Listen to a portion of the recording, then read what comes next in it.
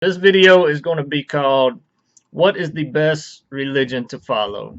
Atheism or Christianity?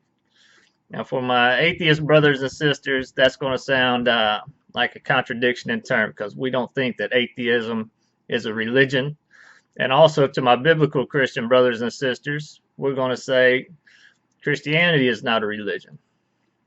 Now, as it's defined, as it's supposedly defined by atheists, it would not be a religion.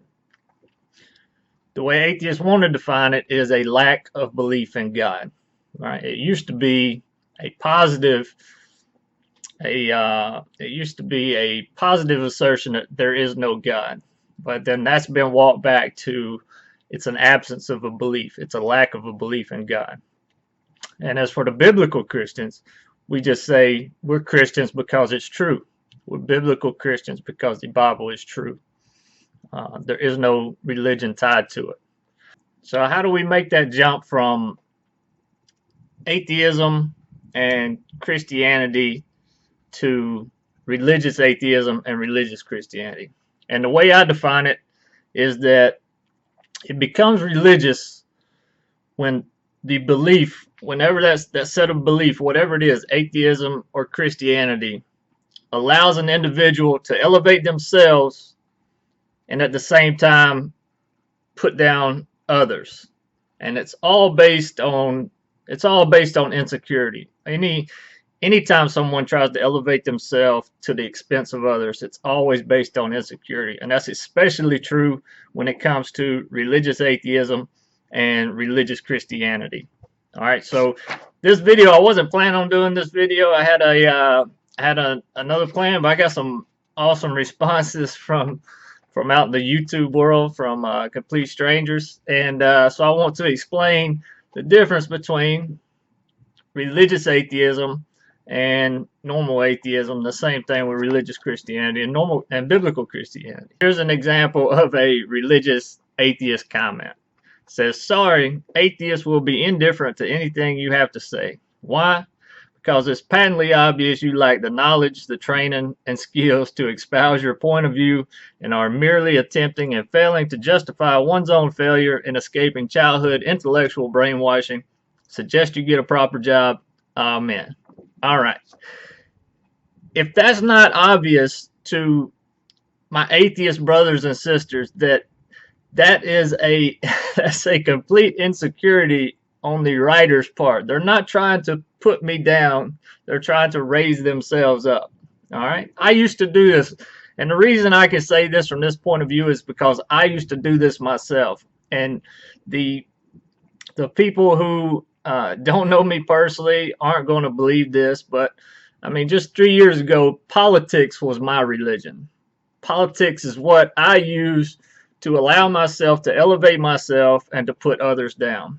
And I used to enjoy baiting people into dialogue and then trying to dominate that dialogue with whatever, with that I had more knowledge, or that I was on the right side morally of the issue or whatnot. And it was all based on my insecurity. That's all it was. That's what all religion is based on, that, but especially Christianity and atheism. So hopefully that's pretty obvious that is a religious atheist. They have no they don't care about the truth. You know, they're not trying to get to the truth. The only thing they're trying to do is to raise their own pedestal at the expense of the Christian. That should be patently obvious. All right, this next comment is actually a good comment, and it starts out like a true skeptic, as in he's interested in truth. And that's what we as skeptics are interested in, just truth and nothing else. And not emotional vitriol towards each other, not trying to put each other down, not trying to raise each other up. It's the pursuit of truth. That's what skeptics are supposed to do. So it starts out, as an atheist, I get this. It's not that different than most other religions. Over time, religions get codified by ceremony and dogma.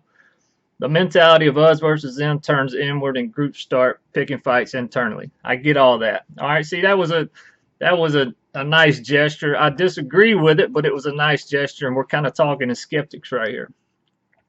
That said, My beef is usually not with people like you. You seem like a nice guy. I appreciate that. My issue is with the Bible and the claims in there about Jesus. Okay, we can get into that. Because honestly, most Christians know next to nothing about the Bible. Their view of God is not Bible based. All right, let me comment on that. Anybody can own a Bible. Anybody. I owned a Bible for 35 years, and it was the funniest comic book that I had on the shelf. This is what atheists need to understand. Reading that Bible tells you nothing about Jesus Christ. Tells you nothing about God. If you don't have a relationship, and I know this again, this is going to sound crazy to the non-biblical Christian and to the atheist. All right, I'm not telling you to believe it. I'm just telling you it's true.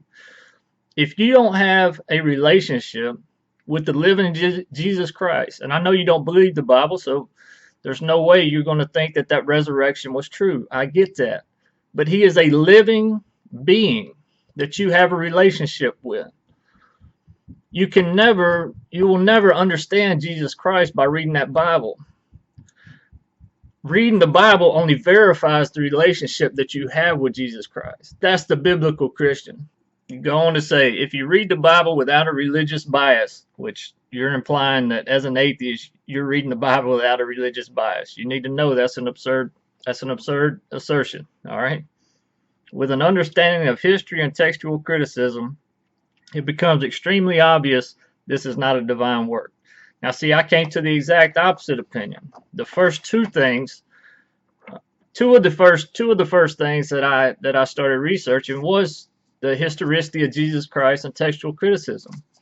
And I don't know which textual criticism or historians that you're following to get your information, but if you have studied it, then you know that Jesus's life, crucifixion, the empty tomb, and the appearance to his followers is accepted by the majority of New Testament scholars. All right, this is both atheists and Christians. This isn't a bunch of churches. We're talking about historians. All right, and the two major historians one is Bart Ehrman, who's he's the gold standard of today, and the reason that Christians like to lean on him is because he was born a Christian. He was going to actually be a minister, wanted to go to seminary, and he's fallen away. Now he says that he's a agnostic leaning towards atheist. All right, and he affirms this. He affirms Jesus's life, his crucifixion, the empty tomb, and the apparent appearance to his followers. Even an agnostic leaning towards atheist historian like Bart Ehrman will admit that what they call the inference to the best explanation is that the Bible is true. In historical or philosophical terms, inference to the best explanation is basically saying common sense. The common sense solution, the common sense conclusion that one could come to is that the Bible is true. All right, so it's actually the atheist who goes against historical data, and it's also the atheist that goes against textual criticism as well. These are going to be videos that I want to make in the future, and they're not historicity of Jesus Christ and textual criticism is a huge liability for the atheist. It's a huge liability. It's not a liability for the biblical Christian who's actually looking for truth.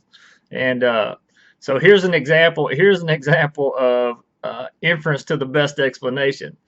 Is that my inference to the best explanation is that you, as a supposed skeptic, which is what all atheists should be, by bringing up historicity of Jesus Christ and textual criticism to a supposed skeptical Christian, my inference to best explanation is that you've probably not even looked into it yourself, because you would never bring that to the Christian, because that's like, if you ever play cards, that's like 7-deuce offsuit trying to bluff pocket aces.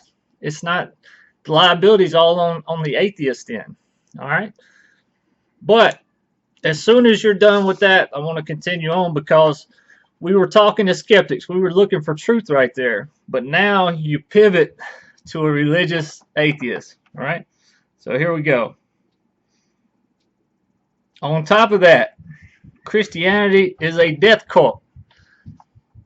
Now you're a religious atheist. All right, what is that? What scripture is that? Sam Harris 3:16, death cult, the Sam Harris Study Bible. The best thing that will ever happen to you is after death. The best thing for all of mankind is end days, when most people will die and go to hell, and Jesus returns to rule the earth. The best thing in the world is heaven, and it's for Christians only. All others will burn eternally. Christianity is a sick, demented, and morally failing worldview because at its core it is about elevating Christians above everyone else around them, just like all cults do. The us versus them mentality I mentioned earlier. So I'm going to try to wrap up this video so it won't be too long. But to get back to the original, to the title of the video is which religion is better to follow, atheism or Christianity? And the way I look at it is I think they're just two sides of the same coin when it's taken to the religious side. And I think the religious Christians try to elevate themselves on a moral and or spiritual pedestal above the atheists, and I believe that the religious atheists try to elevate themselves on a intellectual and also a moral pedestal, because most dialogues that you get into between atheists and Christians, the atheists will try to tie the Christian to supposed barbarism that's in the Bible. And so the way I look at it is that it's a complete wash between religious Christianity and religious atheism. They're both trying to elevate themselves on a pedestal to the detriment of others, as opposed to a normal atheist. Like there was a comment from one of my Army brothers, me, Gene Martinez, and I appreciate the comment, and I'm gonna get to that in a future video. And what you discussed about how politics and how the country kind of ties into Christianity. But so that's my view on it. I'm an anti-religion. Biblical Christianity is the anti-religion. The only thing we don't want a pedestal, the only thing we put up on a pedestal is Jesus Christ. That's it. So hopefully you heard something from a different perspective, and hopefully, you know what I mean, as an atheist, that's what I want. I want my atheist brothers and sisters to be able to, do some self-reflection and see if what I'm saying is not applicable about the religious aspects to atheism. But that's all I got. So hopefully you got something out of it.